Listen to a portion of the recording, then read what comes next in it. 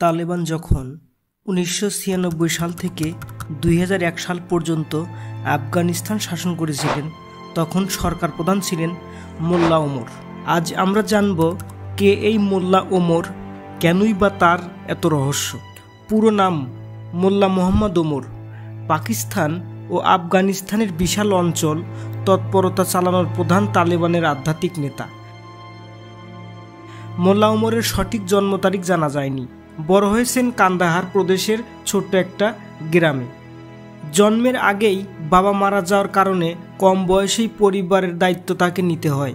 তিনি আফগানিস্তানের দারুল উলুম হক্কানি মাদ্রাসায় পড়াশোনা করেছেন বলে জানা যায়। তালেবান গঠন।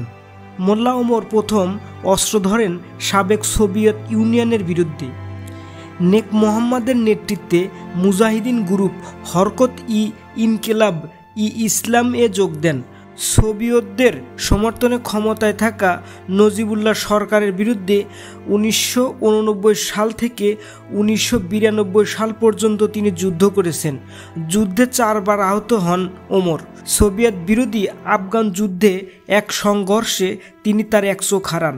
এরপর যুদ্ধ শেষে পাকিস্তানের সীমান্ত শহর কুয়েটায় একটি মাদ্রাসার শিক্ষকতা করতেন।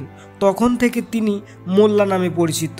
পরে তিনি করাচিতে বিনুরি মসজিদের ইমাম হিসেবে দায়িত্ব পালন করেন, আর সেখানেই প্রথমবার তার সাথে ওসামা বিন লাদেনের সাক্ষাৎ হয়। পরে ঘনিষ্ঠতা।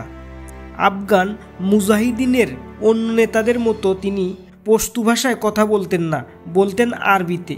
বিখ্যাত মিশরীয় ইসলামী ব্যক্তিত্ব শেখ আবদুল্লাহ আজ্জামের এক বড় ভক্ত তিনি। আফগানিস্তানে তালেবানের উত্থান। 1989 সালে সোভিয়েত ইউনিয়ন আফগানিস্তান থেকে সৈন্য প্রত্যাহার করে নিলে দুর্বল নজিবুল্লাহ সরকারের পতন ঘটে 1992 সালে। তবে এরপরই আফগানিস্তান জুড়ে শুরু হয় বিশৃঙ্খলা আর নৈরাজ্য। আফগান মুজাহিদিন বিভিন্ন দল উপদলে বিভক্ত হয়ে যায়। এই সংকট মুহূর্তে মোল্লা ওমর ফিরে আসেন। প্রায় অর্ধশত মাদ্রাসার ছাত্র নিয়ে তিনি একটি সশস্ত্র সংগঠন গড়ে তোলেন। এই দলটি তালেবান নামে পরিচিত। সংগঠনের সদস্য সংগ্রহ করা হতো আফগানিস্তানের বিভিন্ন মাদ্রাসা এবং শরণার্থী শিবির থেকে। গৃহযুদ্ধের সময় ছড়িয়ে পড়া ব্যাপক দুর্নীতির বিরুদ্ধে আন্দোলন গড়ে তোলায় খুব শীঘ্রই দেশে জনপ্রিয় হয়ে ওঠে তালেবান। 1994 সালে নভেম্বরে কান্দাহার এবং পরের বছর সেপ্টেম্বরে হেরাত দখল করে নেয় তালেবান। আফগানিস্তান ইসলামী আমিরাতের নেতা হয়ে ওঠার গল্প। তালেবানের কর্মী সমর্থন দিনে দিনে বাড়তে থাকে। আফগানিস্তানের অনেক এলাকা তাদের নিয়ন্ত্রণে চলে আসে। 1996 সালের এপ্রিলে সমর্থকরা ওমরকে আমির উল মোমিনিন, যার অর্থ বিশ্বাসীদের নেতা, উপাধিতে ভূষিত করেন। এরপর 1996 সালে তার হাতে কাবুলের পতন ঘটে। 1997 সালে অক্টোবরে আফগানিস্তানকে ইসলামী রাষ্ট্র ঘোষণা করা হয়। আরব দেশের মধ্যে সৌদি আরব, সংযুক্ত আরব আমিরাত এবং পাকিস্তান তালেবান সরকারকে স্বীকৃতি দেয়। যদিও তখন উত্তর পূর্ব অঞ্চলে গৃহযুদ্ধ চলছিল, অত্যন্ত ধর্মপরায়ণ এবং অনাড়ম্বর জীবনযাপনের অভ্যস্ত মোল্লা 1996 থেকে 2001 সাল পর্যন্ত মাত্র 2 বার কাবুল সফর করেছেন। বেশিরভাগ সময় তিনি কান্দাহারে অবস্থান করতেন। ওমরের একটি বিখ্যাত উক্তি এখানে উল্লেখযোগ্য।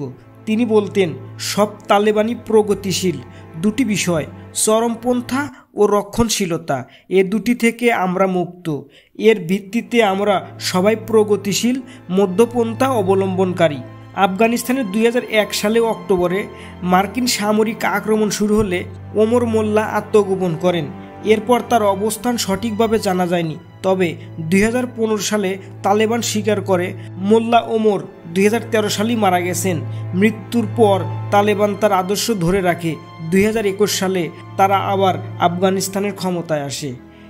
এই ভিডিওটি শুধুমাত্র তথ্য প্রচারের জন্য তৈরি করা হয়েছে। কাউকে ছোট করা বা কারোর প্রতি বিদ্বেষ পোষণ করে না।